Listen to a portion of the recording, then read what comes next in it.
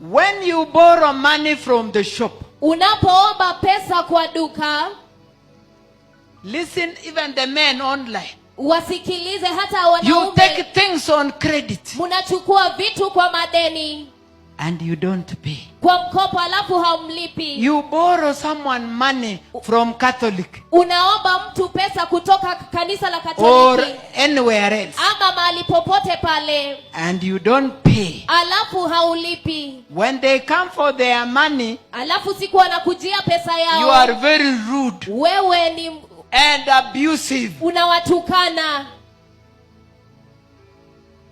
Cloud of witnesses. Wingu la mashahidi. Watu hata wanasema jina which I'm unable to say. Wanasema majina ambayo siwezi hata kuyataja. Hata hawa hawalipangi deni. Hata hawa huwa hawalipi madeni.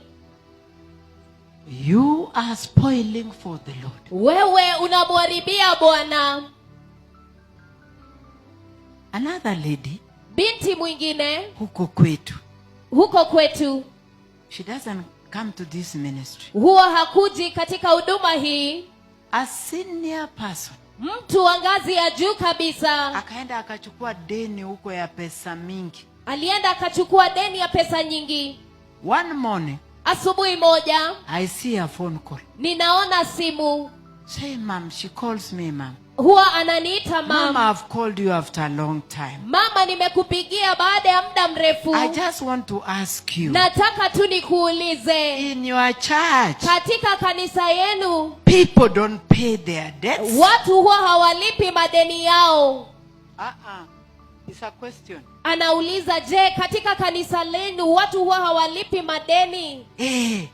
Nikauliza why? Nikamuuliza kwa nini? Niambia fulani alikuja na nikampatia pesa mingi, over 200,000. Zaidi ya shilingi 200,000. Na nilifuata. Kwanza he was responding well. Alikuwa akiitikia vizuri mara ya kwanza. After that nikimpigia, ananiambia, ni nini wewe mama unanifuata fuata? In the ministry. Katika huduma ya Bwana. That's why I can't keep quiet. Ndio maana siwezi kunyamaza leo. When you do wrong things, unapofanya mambo mabaya, you are spoiling the ministry of the Lord. Unaharibu huduma ya Bwana. Sana. Sana.